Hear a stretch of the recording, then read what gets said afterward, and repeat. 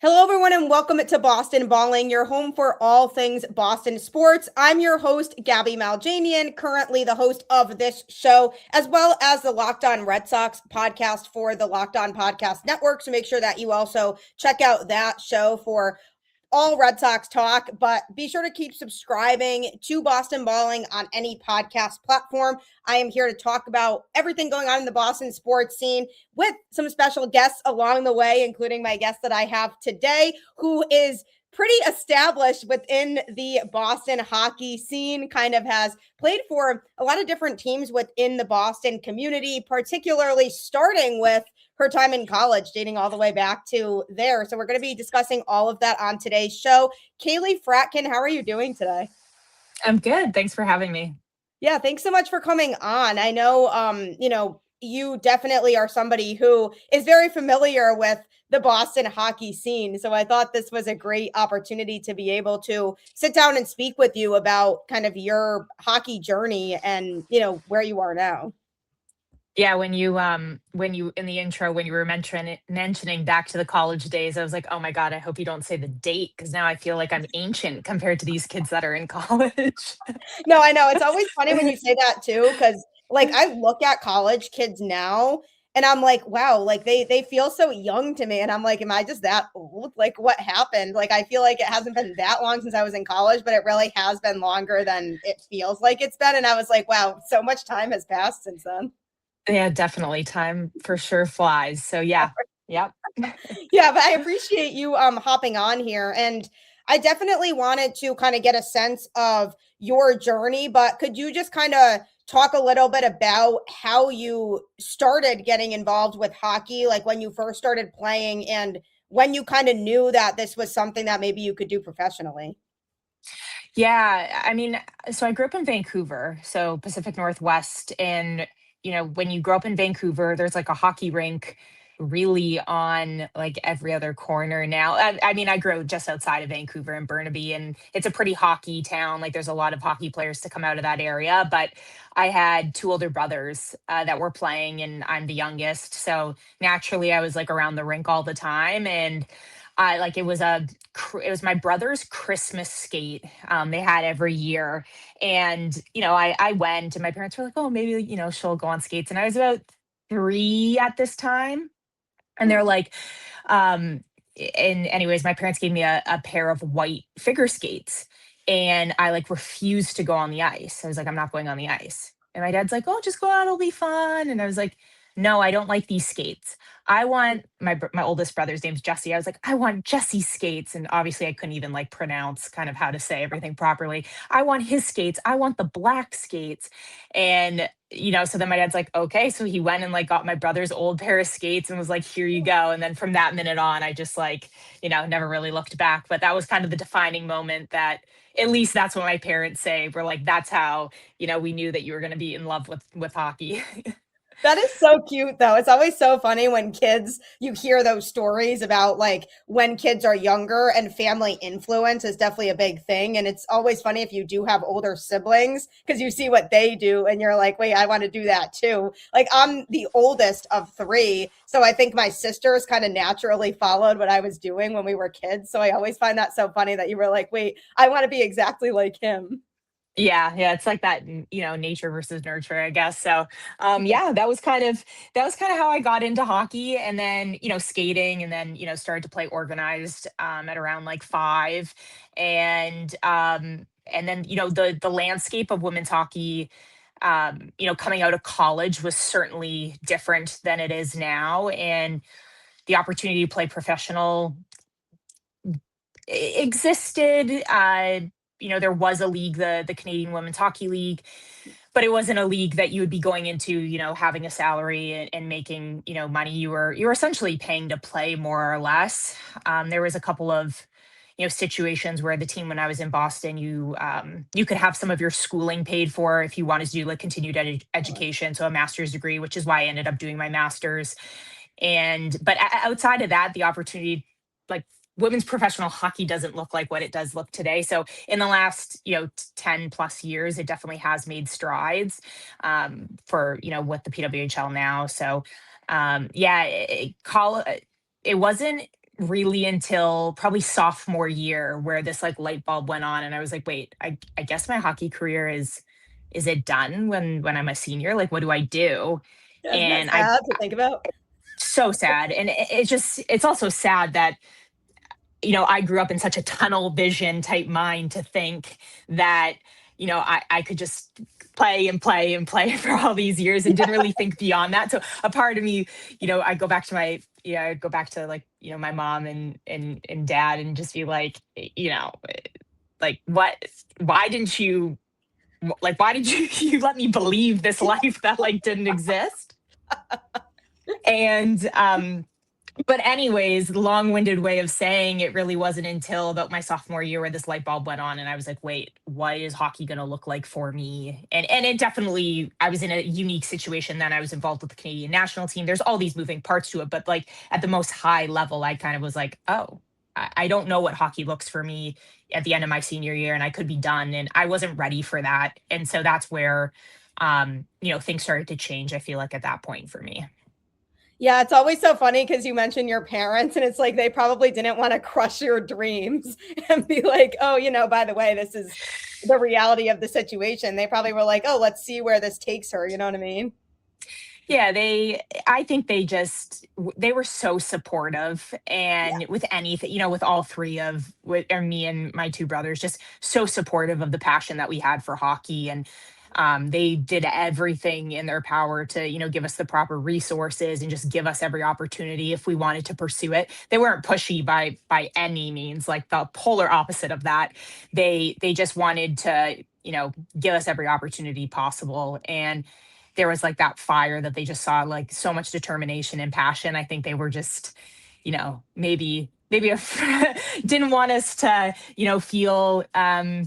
feel like we didn't have every opportunity to kind of pursue our dreams. So my dream didn't, I don't, it was to play on the national team. And then beyond that, it was, it evolved. My dream changed and evolved as the landscape of women's hockey changed and was evolving too. So it was a very unique kind of situation. Yeah, and it's really cool too to be able to experience, those changes and the evolution and the growth of women's hockey and women's sports in general, really. And I think it's been really cool to be able to, sit back and kind of see how successful it's becoming as a sport now. But for you, obviously, I mentioned at the top of the show that you went to college in Boston at Boston University. So can you talk a little bit about kind of, what that recruiting process looked like for you and what drew you to want to go there? Yeah. So I mentioned my oldest brother. My oldest brother is 5 years older than me, and he had committed to go to Brown University to play hockey there. And at that point, I had seen the, New England areas, familiar with Boston, Rhode Island, I was kind of familiar with the landscape. And once he had committed there, I had an interest in, BU, BC, Harvard, the schools in the area, even Northeastern too. For obvious reasons, academically, I was really drawn to the fact that it was a city. All the schools were pretty city oriented. Just for a kid that grew up in a city, I couldn't picture myself kind of going to the middle of nowhere Yeah. for college. It wasn't for me. And I was very fortunate to kind of have you know, a, a a wide variety of pick of places where I had been recruited to, which I was really fortunate about that. That gave me the opportunity to kind of be a little bit pickier. And yeah, and it really was the education, the locale, being close to my brother as well. I knew that my other brother was probably going to be close in the area too. And we're just like a tight knit family. So it kind of checked all of the boxes that I was really looking for. And it was an interesting situation though, because I had finalized my kind of choices of schools between Harvard and BU. And I sat in the Harvard was actually my number one school. Um, and I actually sat in the admissions process for over a year. And then they had come back and they were like, we'd like you to take a PG year. Would you come to one of our prep schools? I did French immersion schooling. So all my schooling was in French as a kid. And I was bilingual. And they were kind of like, hey, we want to see what you could do academically in a prep school setting. And so they had suggested, would you be interested in going to Nobles for a PG year? And at that time, I also had an opportunity to go to BU. And I had said to BU early in this process, kind of to give a little bit more context, because it is a unique story. So I do want to tell you Yeah, all of this. But for sure. BU had said, we'd love to have you if you want to come here. We understand Harvard's your number one school, not a problem. We'll wait for how that kind of pans out from the admissions process. But we can't guarantee that there's going to be a scholarship for you here when that time comes. They have other players, they're kind of going through the same process too. There's other kids going through this unique situation. And so um, I ended up getting the response from Harvard, and I just remember calling home, and my parents are like, my brother was going to be going to an Ivy League school. My other brother was probably going to be going, the Yeah, yeah. costs surrounding all of that. They're like, if the scholarship is on the table, you should call BU before anything, because that's an unbelievable school. And I don't know what you're waiting for, call Brian DeRocher. And so I gave him a call, and I was like, hey, is the opportunity to come play at BU still available? And this was way long in the process. I mean, this was my senior year. This was like Wow. May of my senior year, and I'd be starting in September. So I was, really holding out on this opportunity to go to Harvard. And I, all of the cards fell where they needed to fall. And I called BU, and BU was like, yes, actually, we have it on the table. It's yours if you want it. And then I, signed, sealed, delivered, ended up going to BU. They were flustered trying to like get me into, I wanted to go to the business school. They were flustered trying to get me into the school, mind you, like I said, May, school started in September. They're like, you're going to have to start in the College of General Studies and all these different things. I was like, oh, whatever, we'll figure it out. And, it all happened for a reason. And yeah, so just wanted to give you that context, because it is a pretty funny story. No, that is funny. That's crazy how late that all ended up happening. But it is kind of cool because I do think there's something to be said for knowing that they really want you. And obviously, them coming to you and saying, we know you have this other school that you're interested in, but we're willing to wait. I think that says a lot about, you making the right choice ultimately at the end of the day, because you want to feel like the school really wants you as much as you want to go there too. And I think that's really cool that even that late in the process, they were like, yeah, we still want you. We've been waiting for your call, and we're happy to accept you with open arms. I think that's really important. Yeah, it was, taking my time in the process was something that like my parents really were supportive of, and wanted me to understand that, hockey at the end of the day is, you're so many things can happen in sport. You can get career ending injuries, actually happened to my oldest brother. Like there's all these things that can happen, that like wherever you go to school, you want to be in a place, if you have, your choice. That's not the situation for everyone. And I very much realized I was fortunate in that position, that they were like, make the choice that if hockey were to end tomorrow, that you'd be really happy in kind of the environment and school and situation that you're in, because the time ends for everyone at some point. And so they made me like very aware of that as as a young kid. And so for me, it was trying to find the mix that would check the boxes for everything for me. And Brian DeRocher was unbelievable in the recruiting process. I mean, he flew from Boston to Seattle, and then drove to Seattle to meet with my dad and me at my house, and came for a 2-hour conversation, got back in the car, drove to Seattle, and back on an airplane to fly 3,000 miles back across the country, back to Boston, just to have a conversation with, my dad and I. So like the whole process of, going through this, like, making you feel like a part of that like BU family, and that you were important, and you weren't just like another number in a program, was something that like made me really fall in love with Boston, fall in love with BU.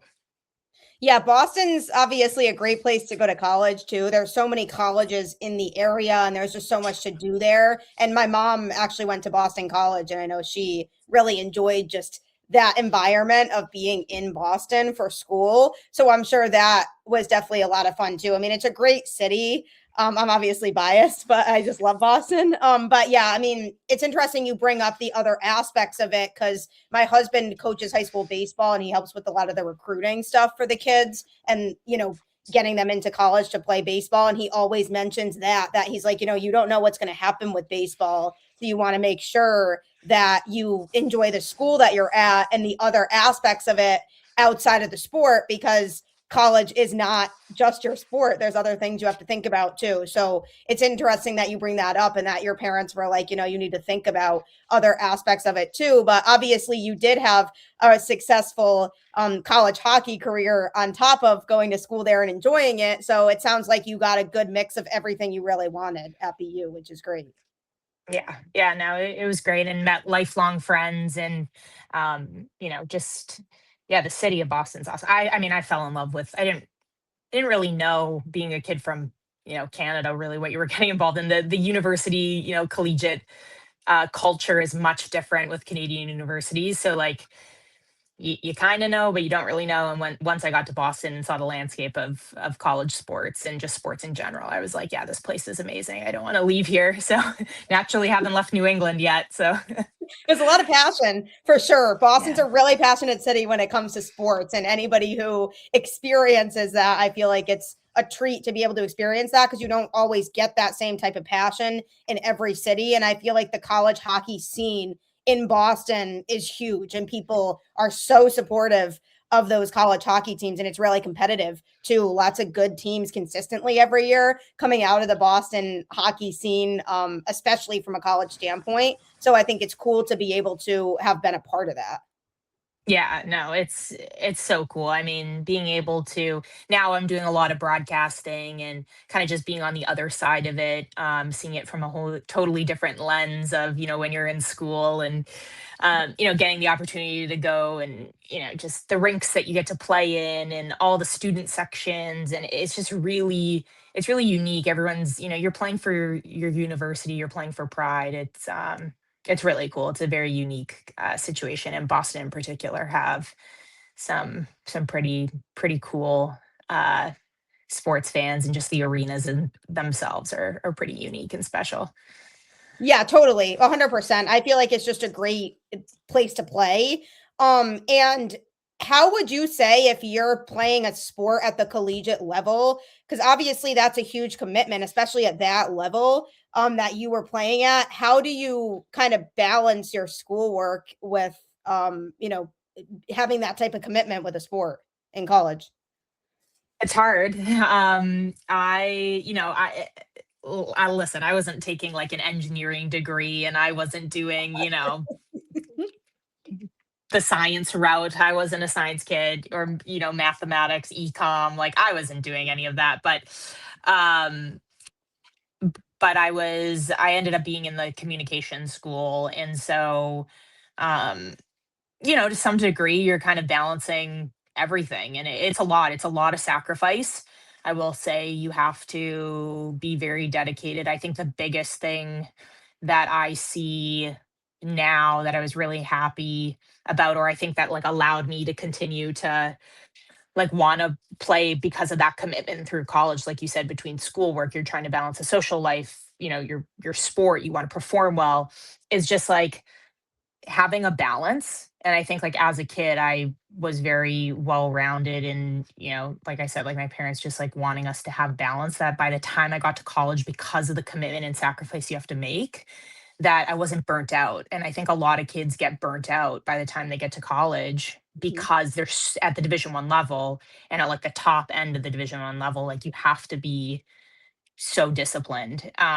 There's times where you want to be able to like go and socialize and enjoy a college scene, but like you just can't. Either because there's team rules and you Yep. don't want to break them because you don't want to not be playing, or you do have like spring lifts where you have to be up at 6 a.m. to go work out, and it's just not feasible to do those things. So I was very focused and determined on like what I wanted, and for me it was to be on a winning team and be at a school where we had a chance to win a national championship every year. And those are kind of the sacrifices you have to make as being a part of a team.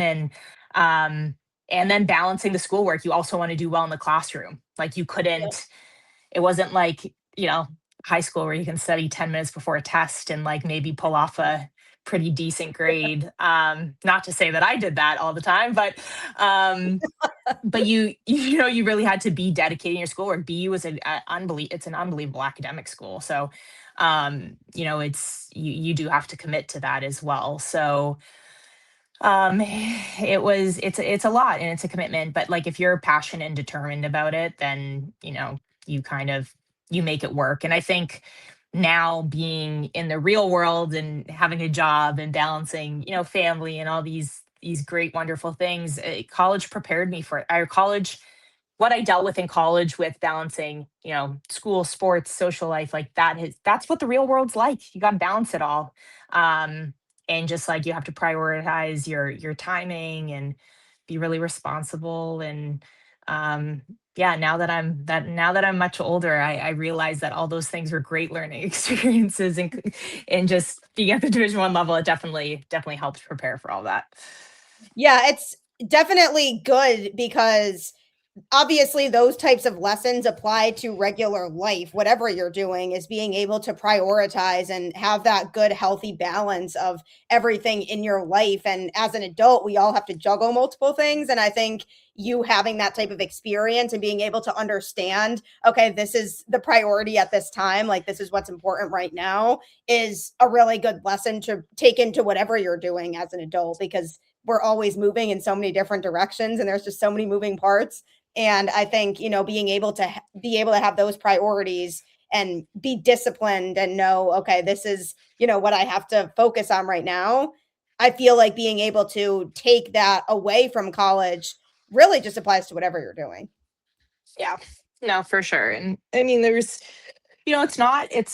not for everyone, Yep. playing at a Division 1 level because of that commitment. And some people just want to have fun in college and not have to make like the sacrifice from the athletic perspective, or it's different for everyone. So I mean, it's a full commitment, but I think it's for me it made sense and it was something I wanted to do. Yeah, absolutely. And if you're passionate about it, like you said, you make it work. And your professional career kind of took you down a few different avenues. So, what did that process look like? You're graduating from college and you obviously still wanted to continue to play hockey. So, can you just talk a little bit about what that process looked like from when you graduated to all those different avenues that your professional career took you down? Yeah.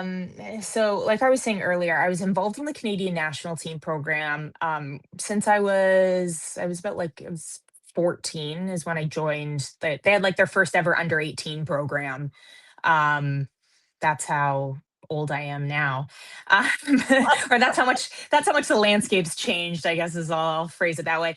But yeah, so I was in the program for a really long time. I did the under 18 programs, did U22, and then as I was graduating college, I was entering into the senior national team, state. So they have these three different stages with the Canadian national team program. And I, for a lot of girls, making an Olympic team or making the, Canadian national senior team was like the end goal.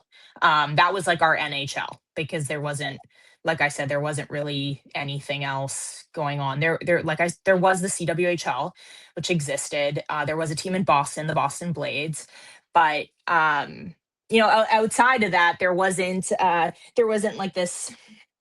There wasn't the NHL. There wasn't this end all be all. That the Olympic team, the Olympic program was the end all be all. And so I was coming out of college at 22, and I was with the senior program, and I actually had just gotten a phone call in May being released from the program. And they were like, it's a very abrupt phone call. It's like I had spent, like I said, since I was 14, now 22, get a phone call, and it's like, okay, you're not going to be making the world championship team, and we're actually releasing you from the program. Thanks for your 7 to 8 years of service. Okay. That's it. Phone call Wow, hangs that's up. It's the crazy. end of it.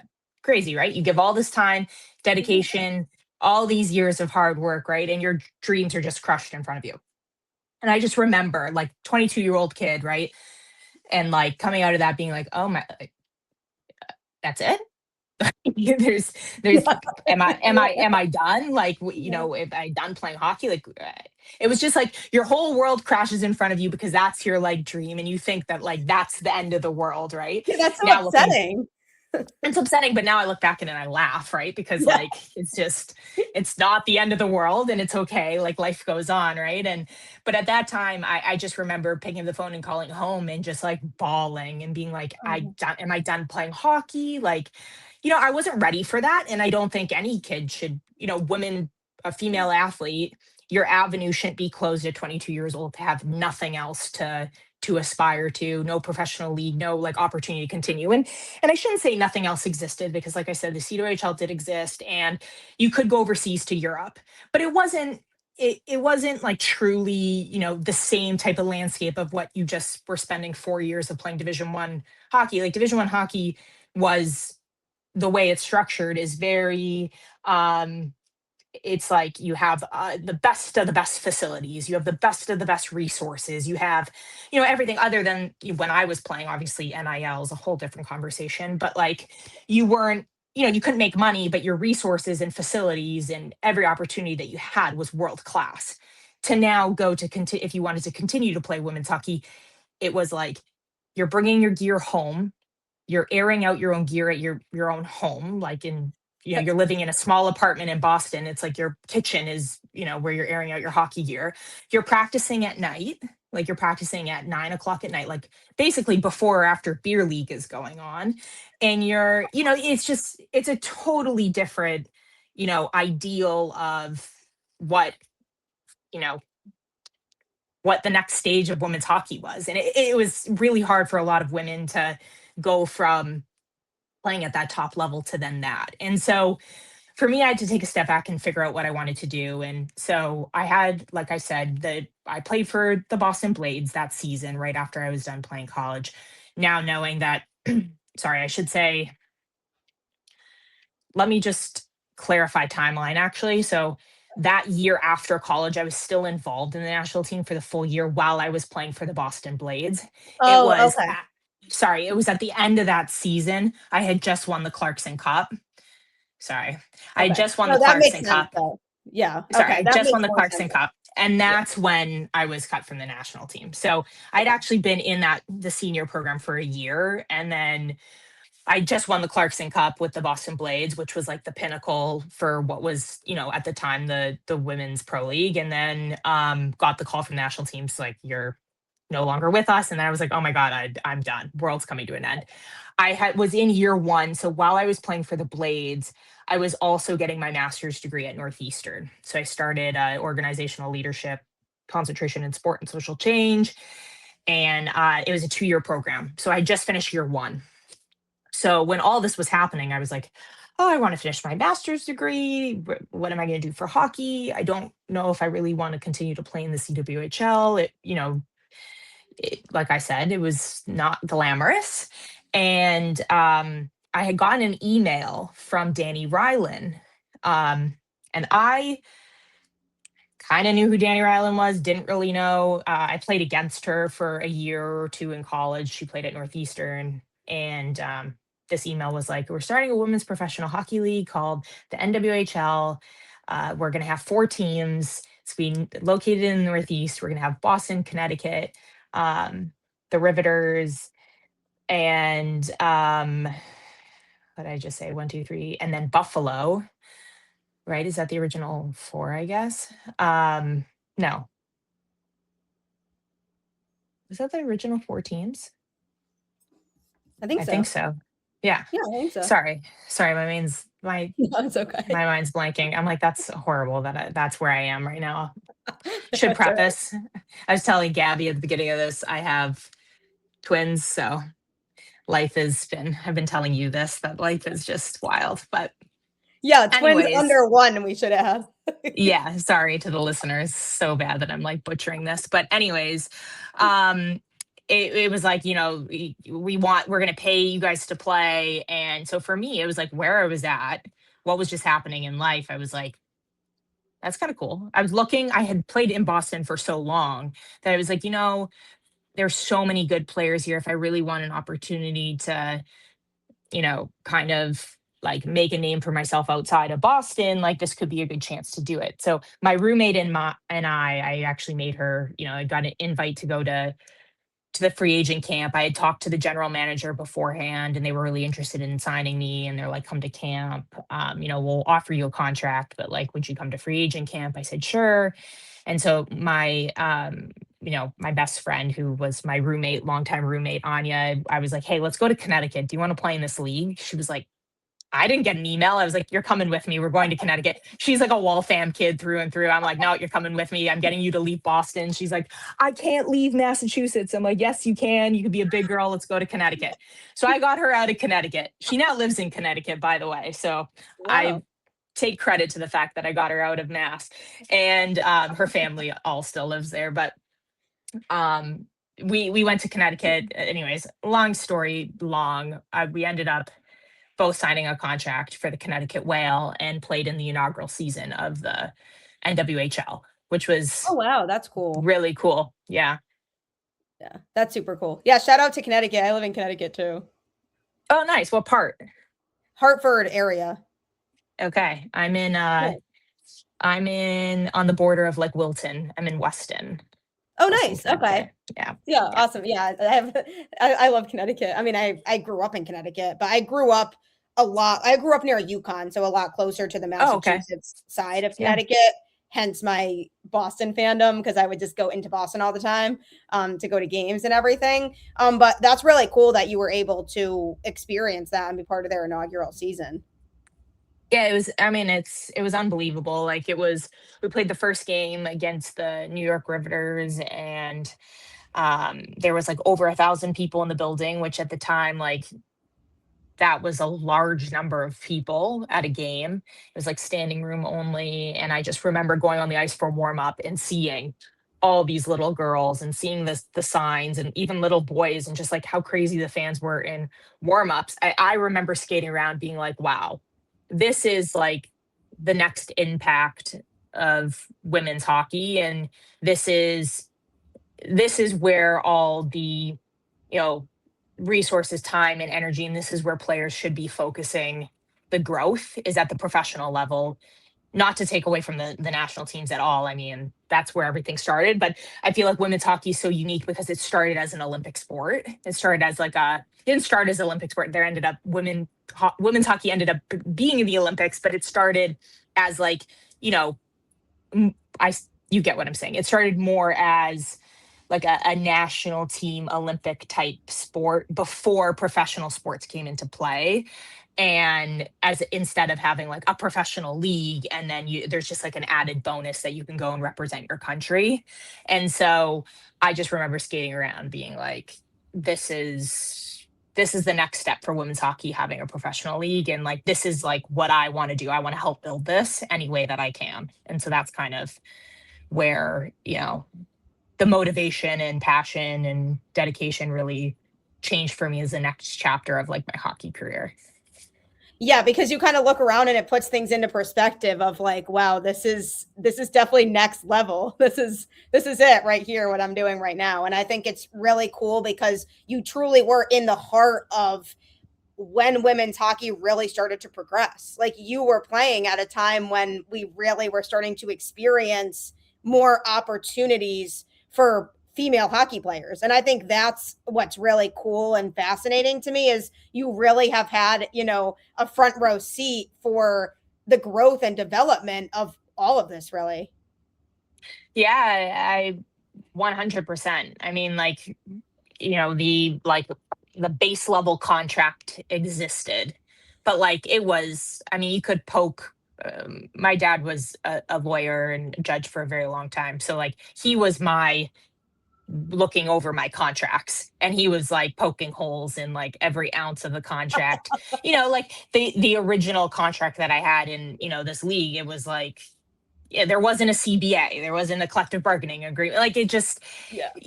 I was at the front row of seeing, what we had, which was bare minimum. We were trying to create the foundations and the start. And then the ultimate goal was to, be able to have, at least on the player side, was a strong players association. Like that was the goal and learnings. And we were all like kind of learning on the fly. Like I was taking learnings from what was happening in the men's game. And, just because of like, my brothers playing at those levels, or, friends that were playing in the league, like just being able to say, like, what do your guys' contracts look like? Okay, this is actually, I guess, our players association should probably advocate for X, Y, and Z. So there was a lot of things that we were like taking learnings from either different men's leagues or different women's leagues that were also trying to establish themselves, and then tweaking and making changes based off of, precedent. And we were trying to create our own precedent at the same time, which was, really crazy and fun at the same time. I joined what was the Players Association in year one of the National Women's Hockey League, um, and then I was a member on the PA for all the leagues, for all the different teams and iterations of the league before the PWHL started. And, that was about 8 years of growth and working to be on the forefront to make sure that players were getting, as much as we could each year, to grow the game. And a lot of that was just to give players security and, proper benefits that didn't exist, player benefits that didn't exist when we started out, or going through the iterations of, workers' comp and all these different things that, like, you had to also at the same time, each year that, because I started at the beginning of it, each year when new players were coming out of college and they were joining our league, you had to educate the players. All these girls were coming out of college and had no idea what they were getting involved in. And when I was about in year like 4, year 5 of what was still the NWHL before it then, switched over to the PHF, it was like a lot of educating girls on, um, just the landscape, because we were a lot of players were in college and they had no idea. They were like, oh, there was this new league that's, still established and they're in year 5. Like, I guess my next step is to play in the NWHL PHF. And then you're like, okay, well, they're still on, from an age range perspective, a lot of them were still on their parents' health care. So like there's elements that they didn't really have to think of, that you're now educating them on that, or you're educating them on, like, hey, from a financial perspective, like, we were trying to get benefits to be able to have players, eventually the hope would be to have a pension and like to go down that road. But obviously you can't do that overnight. So we were trying to do each year the building blocks to ultimately get to those, points in time. And there's still a lot of things, even on the PWHL level, that they're still trying to build year over year. And that's, 10 years, 10, 11 years into this. So anyways, yeah, that became just like, I was very passionate about doing everything to protect players and, have us all, get what we deserve, and, get on a stage that we feel like, we put in the same effort and work that a lot of our male counterparts all did. Like we felt like we also, um, should have a place to play and, be compensated, in respect to kind of, what we were bringing in. So, Yeah, I think that's really cool that you were actively involved in that process. And even with the mentorship aspect of the younger players coming in, this is coming from somebody who lived it and knows what to expect and can kind of help guide them through a lot of those challenges that maybe are presented when, they have career aspirations just as much as you did. And I think being able to have somebody like you that they can look up to and ask their questions to and know kind of what to expect and have that guide to help them, I think is really important for, younger people trying to live that experience and do the same thing. yeah, and it wasn't, and also to keep in mind, a lot of this in the earlier years, we're all working full-time jobs doing it, or part-time jobs, and everyone's job obviously looked different. Some of us were coming out of schools that went to like I said, had engineering degrees and were balancing an engineering job while they were or going to law school, and were balancing going to law school while playing hockey. And a lot of us were balancing 9 to 5 corporate jobs, and some of us were doing private lessons and coaching, and so had a little bit more of like hybrid flexible schedule. But end of the day, everyone was working and Right. playing, and so you also had to take care of your body, do a lot of, because we were playing at the top level of what existed. It's not like we were playing some recreational hockey. Like, I think that's Yeah. what like a lot of people sometimes forget. It's like, yeah, we were training at these like crazy hours or skating at these crazy hours, but we were doing that because we all were working jobs that were our full-time salaries that were really paying the bills during the day, and then or in the morning and whatever, and then we were practicing as a team, and then on the weekends we were playing games and traveling. Like, we were doing this all while having jobs simultaneously. So it was a little bit of a crazy wild situation. Like, I talked to a lot of like my ex teammates from the days of the Boston Pride, and we're all like, how the hell did we practice at like 8 o'clock at night and then like stay at the rink until um 10 o'clock? You get home by like 11 midnight for some of us, depending on where you're living, and then you get up and you have to work out at like 6 a.m. before you get into work. Or a lot of us are getting up and going to school and teaching, and like you're just doing it all over again. And so that's a whole nother aspect too, where like now in the PWHL, the girls they're not, it's impossible. I mean, my first year when I was playing in the PWHL, I was balancing my career while doing it, which was like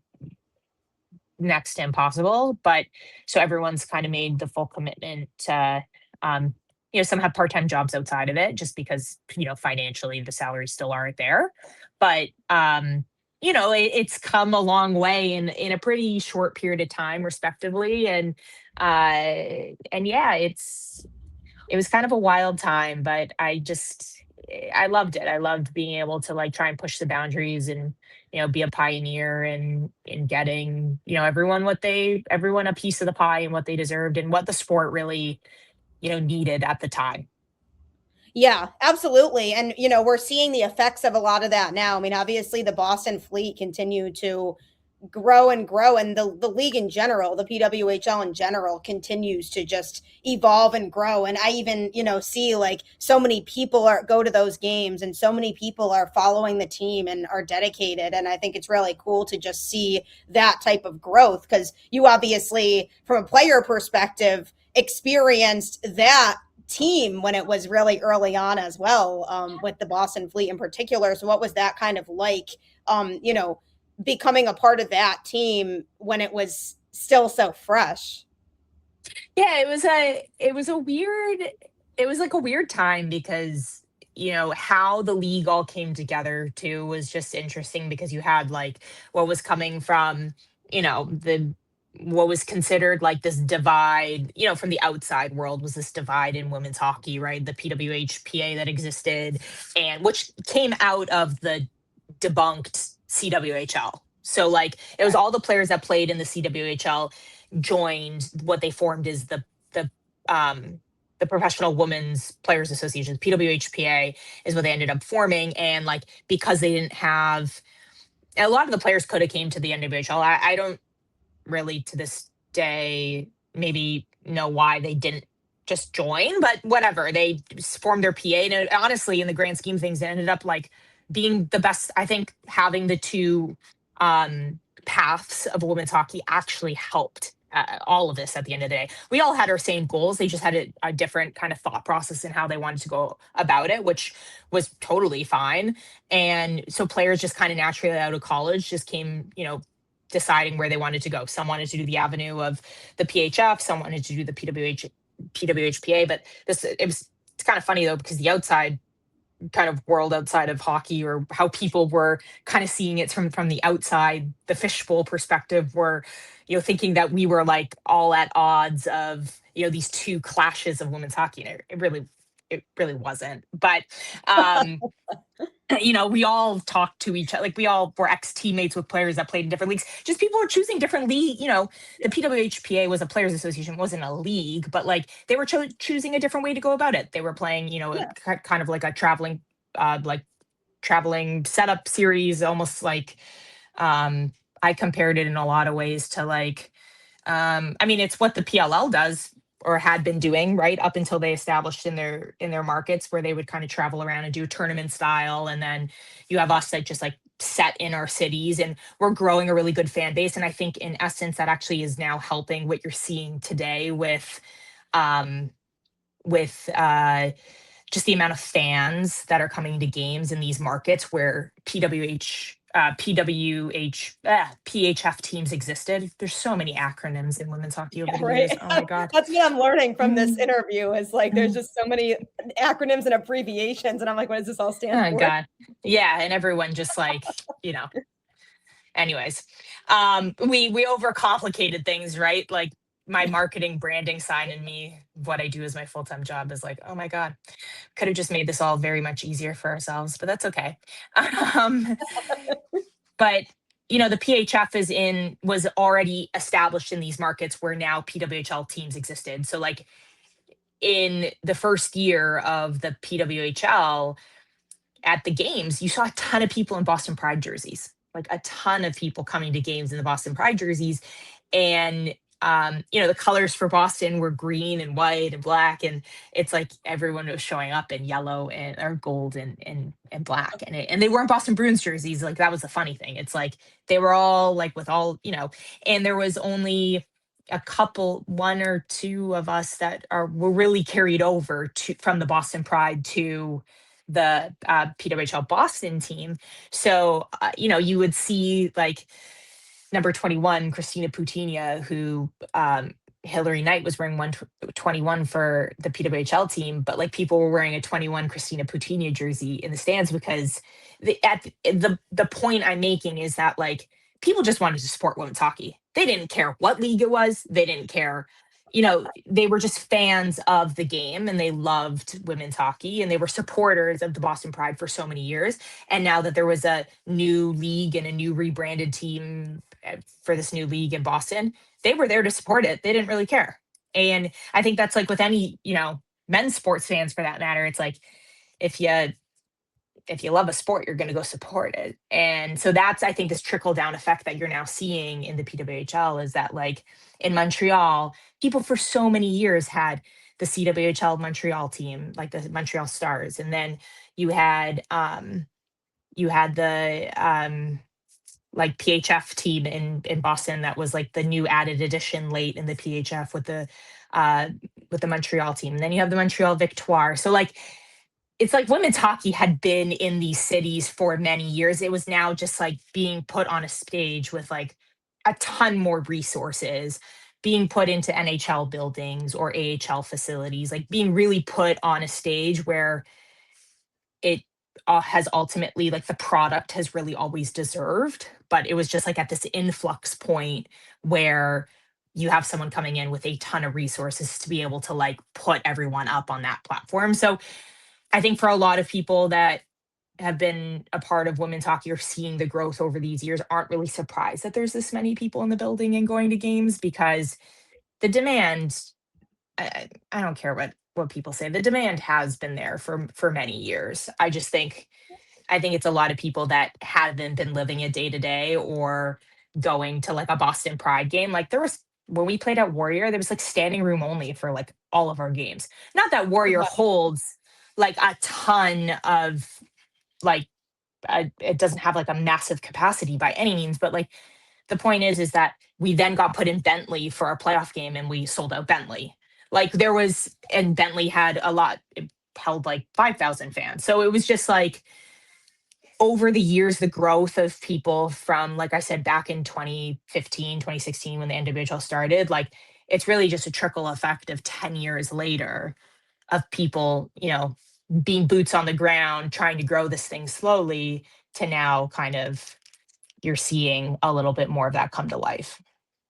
Yeah, it's definitely really cool to follow and kind of see that growth of that league in particular. And obviously, again, like I mentioned, you being at the forefront of that, of really being a part of this growth and really pushing for, those aspects of women's hockey, I think is great that you've been able to, as a player and as an advocate for it, be able to kind of experience that hard work that you have all put in, be able to kind of start to have positive effects now of seeing, wow, more and more people are following this product. And I think that's fantastic. And I think the future is still incredibly bright for women's hockey. And I think that's so fun to be able to think about right now and be able to continue to follow it in that regard. Yeah, it's just starting. Like it's Yeah. gonna take. I mean, the NHL's been around for you know whatever over 100 years. Like it's the same. It's gonna take a long time. Like this stuff doesn't happen overnight, and it does help that you do have the WNBA, you have the NWSL, like you have other women's professional leagues that have also been pushing the envelope. And like I said, even though it's not directly like in the hockey league, it doesn't matter. It's women's professional sports is all helping all women's pro sports, and I think it's the same thing in the men's side. Like if there's you know mm, maybe I should just retract what I was about to say there, but like just stick on the women's side. On the women's side of things, it does it does help because there's, like I said before, like there's learnings that you're taking from what's going on. And as long as the women's game, any sport is continuing to push the envelope and push the boundary, it's helping all of women's sports. And so I think like women's hockey it still has a long way to go, but I think it's because of the other women's pro leagues, it's going to move probably at a quicker rate than, because the WNBA has been pounding the pavement for many years, pushing the boundaries to get to kind of what they're trying to get now. And there's, their negotiations that they're going on with the CBA, like all that stuff helps. It doesn't matter what sport it is. So yeah, the women's hockey has come a long way already, but like it still has a long way to go. And I think even the girls that are now playing in the PWHL, there's a lot of things that they're going to face, and there's a lot of things that they're actually seeing again, or that I saw when I was playing in the first year of it. I was like, wow, we've come a long way in a lot of ways, but then in other ways, like I already went through this hurdle when we were in the NWHL and PHF. Like I've seen this already. So like it is interesting. It's like I said, in areas the game has absolutely progressed, and in other areas like there's still a lot of hurdles that they need to get through, and it's just going to take time. It's just going to take time. Yeah. Did you find it to be a hard transition playing on that type of stage, or did it feel very similar to a lot of the other professional teams that you had played on when you were playing with PWHL Boston? I think it was very similar in a lot of ways, but it also was different in a good way, because like I was saying, the resources and just that were really being put behind it on a day-to-day basis. You had a staff. So like in the previous leagues, like we would have a staff of maybe like a front office staff of like 5 people, where Correct. now, and like, so you were wearing, like as a player, if you were a leader on your team or you're involved in the players association, like you were wearing many hats as someone that was helping, our front staff, like because you'd be involved in conversations that like, it's almost like a startup, right? Like small business startup is like how I would explain what you were kind of going through in the early days of the NWHL PHF, because it was a startup. It was a startup league. Yeah. And the PWHL is still a startup league in a lot of ways, but like it was a startup league with like a much bigger bankroll. Let's just say that, right? Like it's a bankroll of, a billionaire versus bankrolls of some millionaires, right? Like it's just like it really is a different ball game. So like your staff of what was 5 people as a front office staff then turned into a front office staff of like 15 people. And so you can obviously accomplish a lot more things when you have 15 people involved in a business, all owning their own departments and getting things done. So it's like and then on a day-to-day basis as a player, as a result, like you do see the benefits in that. Like you show up to the rink and there's team meals for you, before and after practice. In the earlier years of until the early years of the NWHL, before the Boston Pride ended up being privately owned and was not a part of the league. We were the first team to kind of break off and have individual ownership. once we had individual ownership, things were great. You would have these types of meals and all these different things. But in the earlier years of that, you didn't have that. So like there's just different things going on the road, your travel. The travel right now in the PWHL is good. That's going to be a whole hurdle to get through because they're flying commercial. So like you're at day of flying across the country to Vancouver and Seattle right now, and your flight gets canceled, your flight gets canceled. Then what does that look like? Right. Like there's still nuances that like, and we went through the same travel stuff in the other leagues because we were flying commercial. So like there are things that have, continue to still be a hurdle to get over in the new league that there are definitely differences that are, like I said, like just staff resources, like your day to day as a player, like you can just show up to the rink and play, where in the earlier years, you were running around doing like, you were trying to make sure that, things were getting done that you didn't really have to worry about now because you had, an equipment, you didn't have one equipment manager, you had three equipment managers, so things look a little bit differently. Like if someone breaks a stick, it's like there's 4 or 5 sticks waiting for you in the stick room. And it's not something where your equipment manager is running to the local hockey shop to like go buy sticks because someone broke That's their stick. crazy. You know, like, but I've seen it all. Like I've seen it Yep. all. And you know what? The men's minor league with the stuff that they were going through with the East Coast Hockey League and AHL, Mhm. like it's not glamorous on that side either. So like it doesn't matter if you're male or female, like they go through a lot of crap too that, just maybe isn't something that people think of because it's men's sports. But like, there's a lot of things that I saw in the early years of the NWHL PHF that like those guys in the East Coast Hockey League are still going through. And so when I was hearing their negotiations, I was like, yeah, no, we went through that too. And I'm not saying it's right. I'm not saying it's right by any means. Every player should be,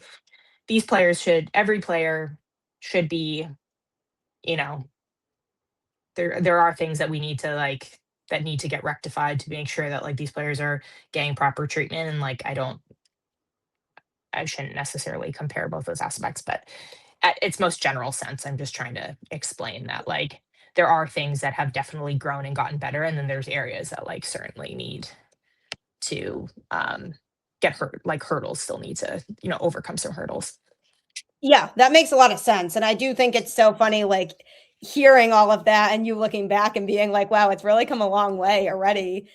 So it's just exciting to think about, I think, what the future holds Yeah. and where things could really go from here. And you're somebody who truly firsthand appreciates going from a league that's just starting up to seeing over time the process of that growth. And I think that's why you can appreciate more where it is now because you really did see the early stages when there were just very, very far less resources. And I think that that's really cool.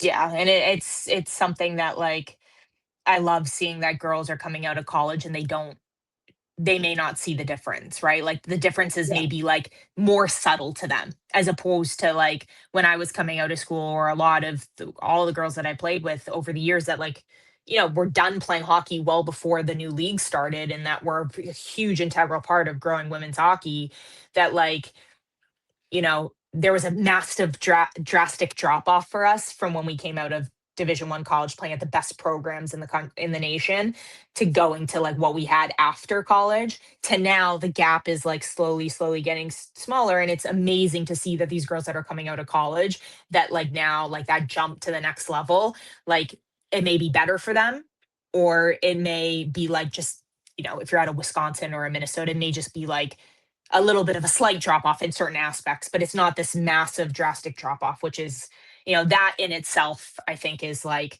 something that I think all women that have been a part of growing the sport for the last 10 years can all like hang your hat on and say like, okay, we can see it like, in the flesh, the difference. And like, that's nice because progress, you don't sometimes always see it like happening, the fruits of your labor, you don't see until many years later. It doesn't get appreciated or anything like that. So Yeah. Oh, totally. Yeah. You really have to experience it to fully understand and be able to appreciate it at its core. And obviously, it's something you're really passionate about. So, hopefully, now, you mentioned your little ones, your twins, you're raising a family now. So, you have a whole new adventure and path that your life is taking you down. But hopefully, you can still actively have hockey be a part of your life. Yeah, absolutely. I mean, it's sport in general is always going to be a part of my life and my husband's life too. He played college lacrosse, and like um we have a son and a daughter, and if whatever sport they want to play, whatever they want to do, like full support of it. And it's just nice to know that like in both of our sports there wasn't really like paths for us coming out of school. I mean, men's lacrosse, there's some indoor leagues and stuff like that, but the PLL, there was the the MLL before that, and then which became the PLL. So like we both there's a lot of similarities in like both of our sports, which is kind of funny. So we kind of joke about it. We're like, oh, at least like now if our kids wanted to play hockey or lacrosse, like there's a little bit more of a path baked out for them, comparatively to like when we were going through it on both the men's and a women's side. Um, so yeah, yeah. That's awesome. Yeah, I know. I thoroughly expect both of your kids to end up being professional athletes because now they have the athletics in their genes, so they definitely have something going for them there. So that's exciting. Who knows? They can do whatever they want. As long as I don't have to sit in a hockey rink, maybe they can. No, I'm just kidding. They can, whatever. As long as they find something that they're passionate about, and they want to do, whether it's doesn't matter, music, Yeah. drama, acting, like whatever. So, but yeah, maybe they'll play sports. We'll see. Whatever makes them happy, right? Yeah, whatever.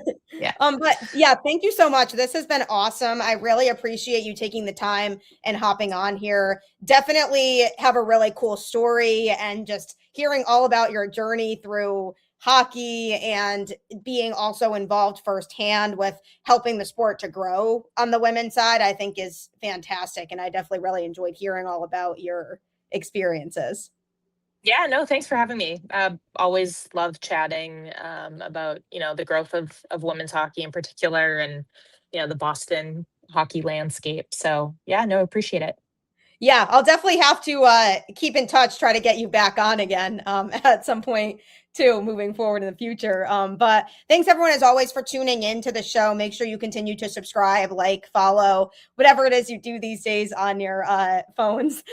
Make sure that you're continuing to tune in. And thank you so much, everyone, and I'll catch you next time.